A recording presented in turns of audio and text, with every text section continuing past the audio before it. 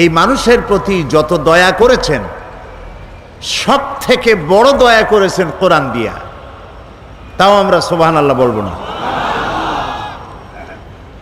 মানুষের চোখ দিয়েছেন, মুখ দিয়েছেন, কান দিয়েছেন, নাক দিয়েছেন, চলার ব্যবস্থা করেছেন, আকাশ থেকে বৃষ্টি দিয়েছেন, জমিন ভিজাইয়া ফসল উৎপাদন করে দিয়েছেন, খাবার দিয়েছেন, পরার দিয়েছেন, যৌবন দিয়েছেন, বিয়ে দিয়েছেন, বাচ্চা হয়েছে, ক্ষমতা দিয়েছেন।